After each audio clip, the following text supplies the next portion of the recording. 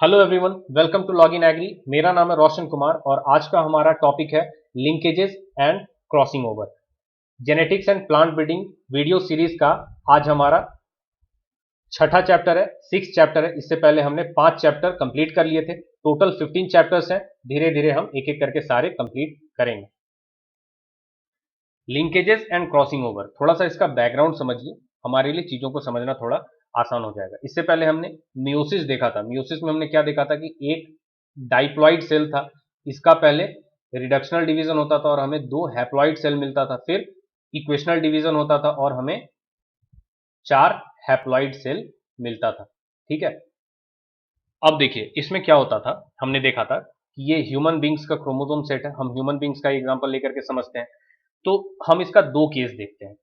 पहले केस में 2 कैरेक्टर्स हैं, 2 ट्रेट्स हैं, दोनों के लिए रिस्पॉन्सिबल जीन्स है और वो दोनों जीन्स एक यहां पर प्रेजेंट है, एक यहां पे प्रेजेंट है। अब जब इनका असॉर्टमेंट होगा और नेक्स्ट जनरेशन में इनका ट्रांसमिशन होगा तो क्या ये इंडिपेंडेंटली असॉर्ट होंगे?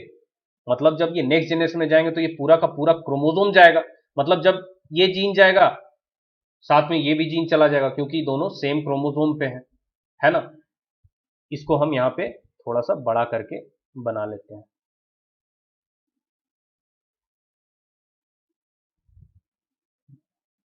ये केस 1 है। इसमें एक जीन यहां पे प्रेजेंट है एक कैरेक्टर के लिए, दूसरा जीन जो है वो यहां पे प्रेजेंट है। ठीक है, अब जब इनका असॉर्टमेंट हो रहा है, नेक्स्ट जनरेशन में जब ये जाएगा तो ये पूरा का पूरा क्रोमोसोम ही चला जाएगा। ठीक है, तो इनका इंडिपेंडेंट असॉर्टमेंट नहीं हो पाएगा। क्यों? क्योंकि जब ये जीन जाएगा साथ में ये भी जीन चला जाएगा, क्योंकि पूरा का पूरा क्रोमोसोम ही जा रहा है ना। अब दूसरे केस में देखिए,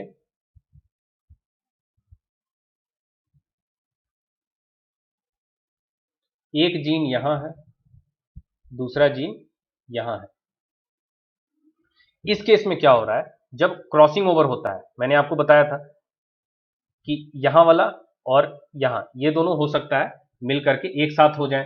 जब क्रॉसिंग ओवर होगा तब भी इनका जो सेग्रीगेशन है वो इंडिपेंडेंट नहीं हो पाएगा। लेकिन तीसरा केस है जिसमें एक जीन यहां प्रेजेंट है, एक कैरेक्टर के लिए जो रिस्पॉन्सिबल जीन है वो यहां प्रेजेंट है, और दूसरे कैरेक्टर के लिए जो रिस्पॉन्सिबल जीन है वो यहां प्रेजेंट है। अब इसको इससे कोई लेना देना नहीं है, ये क्रोमोसोम जाएगा, ये क्रोमोसोम अलग जाएगा, तो इनका जो असॉर्टमेंट होगा वो इंडिपेंडेंट होगा, according to law of probability होगा। ठीक है, तो वही चीज यहां पर कह रहा है कि if two characters have to assort independently, अगर 2 कैरेक्टर्स हैं, दोनों को इंडिपेंडेंटली असॉर्ट करना है, there should be these should be located on separate non homologous chromosomes। तो इन दोनों कैरेक्टर्स को, इनके लिए जो रिस्पॉन्सिबल जीन्स हैं, इनको 2 अलग अलग होमोलोगस क्रोमोसोम्स पे प्रेजेंट रहना होगा। The appearance of new traits and combination of traits is the resultant of the law of segregation and independent assortment। तो लॉ ऑफ सेग्रीगेशन और इंडिपेंडेंट असॉर्टमेंट मैंने आपको मेंडल्स लॉ में पढ़ाया है, उसको एक बार आप और देख सकते हैं अगर क्लियर नहीं है तो जो नया कैरेक्टर बनेगा, अपीयरेंस ऑफ न्यू ट्रेड्स होगा, वो इन्हीं के ऊपर डिपेंड करेगा कि लॉ ऑफ सेग्रीगेशन और लॉ ऑफ इंडिपेंडेंट असॉर्टमेंट किस हद तक फॉलो हो रहा है। अब 2 कैरेक्टर्स हैं, अगर दोनों एक ही क्रोमोसोम पे प्रेजेंट हैं तो भाई लॉ ऑफ इंडिपेंडेंट असॉर्टमेंट पूरी तरह से काम नहीं कर पाएगा। अगर अलग अलग हैं, नॉन होमोलोगस क्रोमोसोम्स पे हैं, तो फिर लॉ ऑफ इंडिपेंडेंट असॉर्टमेंट पूरी तरह से काम कर पाएगा। अब ये चीज गार्डन पी में भी ऑब्जर्व किया गया और ड्रोसोफाइला में भी ऑब्जर्व किया गया कि 2 पेयर्स ऑफ एलील्स हैं जो कि इंडिपेंडेंटली असॉर्ट नहीं कर रहे हैं। मतलब नेक्स्ट जनरेशन में वो साथ साथ ऑब्जर्व किए जा रहे हैं दोनों कैरेक्टर्स। ठीक है, इंडिपेंडेंटली असॉर्ट नहीं कर रहे हैं, मतलब दोनों जब भी जा रहे हैं तो साथ में जा रहे हैं। तो ये गार्डन पी में भी देखा गया और ड्रोसोफाइला में भी ये देखा गया। तो इसका क्या कंक्लूजन निकाला गया कि ये दोनों जो जीन्स हैं ये दोनों सेम क्रोमोसोम्स पर लोकेटेड हैं, इसीलिए ये एक साथ इनहेरिट कर रहे हैं। तो इस तरह के जो जीन्स होते हैं उनको लिंक्ड जीन्स कहा जाता है, जो सेम क्रोमोसोम्स पे रहते हैं और दोनों साथ साथ असॉर्ट करते हैं। And the group of such genes are known as linkage groups, और सारे के सारे जो इस तरह के जो जीन्स होंगे उनका जो टोटल ग्रुप होगा उसको हम लिंकेज ग्रुप कहेंगे। अब वैसे जीन्स जो क्रोमोसोम्स पे थोड़े नजदीक हैं, जिनका लोकस जो है, लोकस मतलब होता है वो प्लेस जहां पर क्रोमोसोम पर जीन्स प्रेजेंट है, तो हम ये वाला जो क्रोमोसोम है इसको कंसीडर करते हैं। तो एग्जांपल इसको यहां पे हम ऐसे बना लेते हैं, ठीक है। अब पहले केस में क्या होता है कि दो जीन्स हैं, एक यहां पर है और दूसरा इसके बहुत ही नजदीक है, ठीक है। अब ये है तो वैसे सेम क्रोमोसोम पे और एकदम नजदीक भी हैं, तो जब इनका असॉर्टमेंट होगा, तो मियोसिस में हमने पढ़ा था क्रॉसिंग ओवर भी होता है, तो हो सकता है कि क्रॉसिंग ओवर होकर के ये दोनों अलग हो जाएं, लेकिन जितना नजदीक रहेंगे अलग होने के चांसेस उतने ही कम होंगे। दूसरे केस में फिर से हम इसको बना लेते हैं, एक जीन यहां पर है, दूसरा जीन यहां पे है, मतलब इनका जो लोकस है उनके बीच में जो डिस्टेंस है वो बहुत ज्यादा है। अब मान लेते हैं इस पोर्शन का क्रॉसिंग ओवर हो रहा है, ठीक है। अब क्रॉसिंग ओवर होगा तो ये जीन हो सकता है यहां चला जाए, है ना। तब क्या होगा, इस क्रोमोसोम पे ये जीन रह गया और ये वाला जो जीन है इस क्रोमोसोम पे चला गया, ठीक है। तो यहां पर इन दोनों के सेपरेट होने का चांस बढ़ जाएगा। वही चीज यहां पे कह रहा है, the linked genes of relatively close loci transmit together from generation to generation, but of relatively distant loci are frequently separated by crossing over. मतलब डिस्टेंस अगर ज्यादा होगा तो क्रॉसिंग ओवर से दोनों सेपरेट हो जाते हैं, ठीक है। लेकिन अगर क्लोज रहेगा तो जनरेशन टू जनरेशन वो साथ में ट्रांसमिट होते रहेंगे। क्रॉसिंग ओवर 0 to 50% होगा और 50% से ज्यादा कभी नहीं होगा। पहले क्रॉसिंग ओवर को एक बार समझिए तो थोड़ा सा और आसान हो जाएगा। ये है हमारा दो क्रोमोसोम, ठीक है, इसको हम बना रहे हैं यहाँ पे, ठीक है।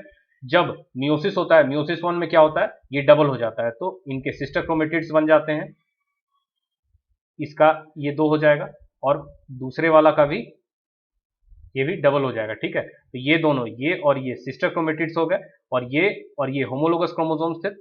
उसी तरह से ये और ये दोनों क्या है, होमोलोगस क्रोमोसोम्स है जिनके की सिस्टर क्रोमेटिड्स हैं। अब जब क्रॉसिंग ओवर होगा तो कैसे होगा, इसके जीन्स और इसके जीन्स आपस में एक दूसरे के साथ एक्सचेंज होंगे, ठीक है। तो इधर वाला जो सिस्टर क्रोमेटिड है और ये वाला, तो ये तो आधा ही है, तो अगर पूरे में भी हो जाता है क्रॉसिंग ओवर तो भी मैक्सिमम कितना होगा, 50% ही होगा। अब क्रॉसिंग ओवर हो भी सकता है, नहीं भी हो सकता है, तो मिनिमम 0% होगा और मैक्सिमम 50% होगा। तो वही चीज यहां पर बोल रहा है कि 0 to 50% होगा। अब अगर 0% है क्रॉस ओवर तो नॉन क्रॉस ओवर कितना होगा, 100% हो जाएगा। और अगर 50% क्रॉस ओवर हो गया तो नॉन क्रॉस ओवर कितना हो जाएगा, 50% हो जाएगा, ठीक है। मतलब जैसे यहां पर अगर क्रॉसिंग ओवर हो रहा है तो मैक्सिमम कितना हो सकता है, 50%। अगर 50% क्रॉसिंग ओवर हो गया तो नॉन क्रॉस ओवर कितना बच गया, नॉन क्रॉस ओवर 50% बच गया। मतलब अगर 50% क्रॉसिंग ओवर है तो नॉन क्रॉस ओवर कितना हो जाएगा, 50%। अब हम मान लेते हैं कि यहां पर क्रॉसिंग ओवर एकदम 0% है, मतलब हुआ ही नहीं। तो अगर 0% है क्रॉसिंग ओवर, ठीक है, क्रॉस ओवर 0% है तो नॉन क्रॉस ओवर कितना होगा, टोटल जितना था 100%, ठीक है। क्लियर हो गया। नेक्स्ट है हमारा coupling and repulsion hypothesis. Coupling मतलब दो जीन्स जो हैं वो एक साथ सेग्रेगेट कर रहे हैं, मतलब नेक्स्ट जनरेशन में दो कैरेक्टर्स का जो ट्रांसमिशन है वो साथ साथ हो रहा है, तो वो हो गया कपलिंग। रिपल्सन मतलब दो कैरेक्टर्स हैं जो कि इंडिपेंडेंटली असॉर्ट कर रहे हैं, मतलब एक कैरेक्टर नेक्स्ट जनरेशन में पास ऑन हो रहा है, दूसरा होगा या नहीं होगा इस बात की कोई गारंटी नहीं है, तो वो हो जाएगा हमारा रिपल्सन फेज।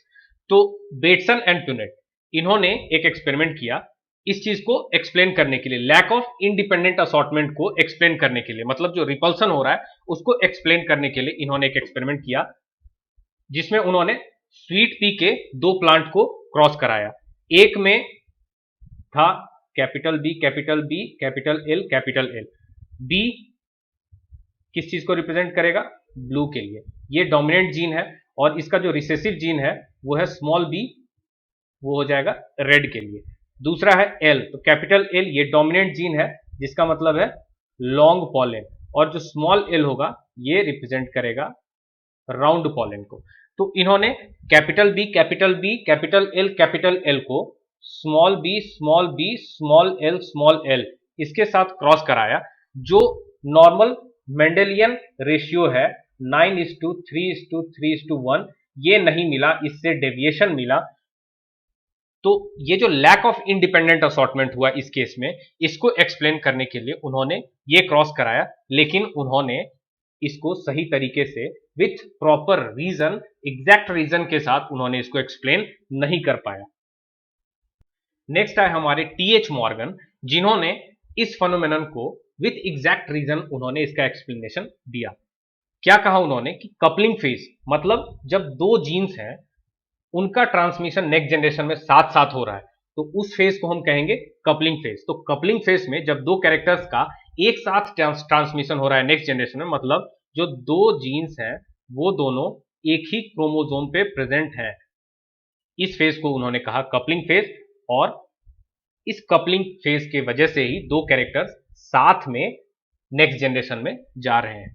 दूसरा रिपल्सन फेज, रिपल्सन फेज में उन्होंने कहा कि दो कैरेक्टर्स हैं, एक कैरेक्टर अगर एक जनरेशन से दूसरे जनरेशन में ट्रांसमिट हो गया है, लेकिन दूसरा कैरेक्टर कोई है जो कि नेक्स्ट जनरेशन में ट्रांसमिट होगा या नहीं होगा, इस बात का कोई भी नियंत्रण पहले वाले जीन पर नहीं है, मतलब वो इस बात पर डिपेंड नहीं करता है कि पहला जीन ट्रांसमिट हुआ है या नहीं हुआ है, उस फेज को कहेंगे हम रिपल्सन फेज। रिपल्सन फेज में क्या हो रहा है कि जो दो जीन्स हैं ये दोनों अलग अलग क्रोमोसोम्स पे हैं। अब ये क्रोमोसोम चला गया नेक्स्ट जनरेशन में, हो सकता है ये क्रोमोसोम ना जाए। आ रही है बात समझ में? तो इस फेज को कहा उन्होंने repulsion phase. T.H. Morgan explained that in coupling phase the two genes are located on the same chromosome, but in repulsion these genes are present on two different homologous chromosomes. Morgan named the phenomenon of inheritance of linked genes as linkages. तो एक chromosome पर जब दो genes present है तो उनको linked genes कह रहे हैं, इस फेनोमेनन को उन्होंने कहा linkage. Morgan's concept developed the theory of linear arrangement of genes in the chromosome which helped in the construction of genetic or linkage maps of chromosomes. तो theory of linear arrangement of genes ये develop किया गया Morgan के ही concept से, और बाद में फिर जेनेटिक मैप या लिंकेज मैप इसको बनाने में भी इसी थ्योरी का इस्तेमाल किया गया। लिंकेज मैप या इसी को कहते हैं क्रोमोसोम मैप या इसी को कहते हैं जेनेटिक मैप। तो जेनेटिक मैप क्या होता है, लिंकेज मैप क्या होता है? तो एक लाइन जिस पर कि मान लीजिए ये लाइन है जो इस क्रोमोसोम को रिप्रेजेंट कर रहा है, इस पर जो जीन्स है उनको इनके बीच के डिस्टेंस को उसी प्रोपोर्शन में हम रिप्रेजेंट करते हैं। एक जीन मान लीजिए यहां पर है तो हमने दिखा दिया कि यहां पर है, उसके बीच में फिर डिस्टेंस है, फिर दूसरा जीन है, उसके बीच में फिर कुछ डिस्टेंस है, फिर तीसरा जीन है। तो इस डिस्टेंस को हम सेम प्रोपोर्शन में इस लाइन पर दिखा रहे हैं। तो a line on which the genes are represented by points separated by distances proportional to the amount of crossing over. ठीक है, तो इससे हमें क्या पता चल जाएगा कि ये जीन और ये जीन इनके बीच में जो डिस्टेंस है वो ज्यादा है, कितना ज्यादा है इसके रिस्पेक्ट में ये भी पता चल जाएगा। ठीक है, तो एक लाइन जिस पर कि जीन्स को हम इस तरह से रिप्रेजेंट करते हैं कि उनके बीच का जो डिस्टेंस है उसी प्रोपोर्शन में रहे, इसको हम जेनेटिक मैप या लिंकेज मैप या क्रोमोसोम मैप कहते हैं। The genetic map displays the exact location, arrangement and combination of genes in a linkage group और chromosomes which is useful in predicting the results of dihybrid and trihybrid cross. अब देखिए इससे फायदा क्या होता है कि जब क्रॉसिंग ओवर होगा तो यहां जीन और यहां वाला जीन इन दोनों का इंडिपेंडेंट असॉर्टमेंट होने का चांस ज्यादा है। क्रॉसिंग ओवर होगा, ये अलग हो जाएगा, ये अलग हो जाएगा, लेकिन जो नजदीक है इनका क्रॉसिंग ओवर में सेपरेट होने का चांस कम है, ये साथ साथ सेग्रीगेट हो सकते हैं। तो हम ये प्रेडिक्ट कर सकते हैं कि कौन से जीन है जो कि नेक्स्ट जीन में साथ साथ जाएंगे, कौन से जीन है जो सेपरेट हो जाएंगे। तो ये चीज प्रेडिक्ट किया जा सकता है, उसमें इस लिंकेज मैप का यूज किया जाता है। The genetic map helps in the transfer of genes from donor varieties to the recipient varieties. ठीक है, किसी तरह का कोई डाउट हो, कोई सजेशन हो तो प्लीज कमेंट बॉक्स में जरूर लिखकर बताइएगा। अगर आपको अच्छा लगा, सब कुछ समझ में आ गया तो भी लिखकर बताइए। अगर आपको लगा कोई कमी है, कुछ इंप्रूवमेंट करना चाहिए मेरे टीचिंग स्टाइल में, कंटेंट्स में, तो भी आप कमेंट बॉक्स में जरूर लिखकर बताइए ताकि मुझे पता चले कि क्या इंप्रूवमेंट करना चाहिए। तो ये 6 चैप्टर था, लिंकेजेस एंड क्रॉसिंग ओवर, आज कंप्लीट हुआ। टोटल 5 चैप्टर इससे पहले कंप्लीट हो चुके थे, आज 6 था। टोटल 15 चैप्टर्स हैं, धीरे धीरे हम सारे कंप्लीट करेंगे। So this is Roshan Kumar signing off. Thank you very much.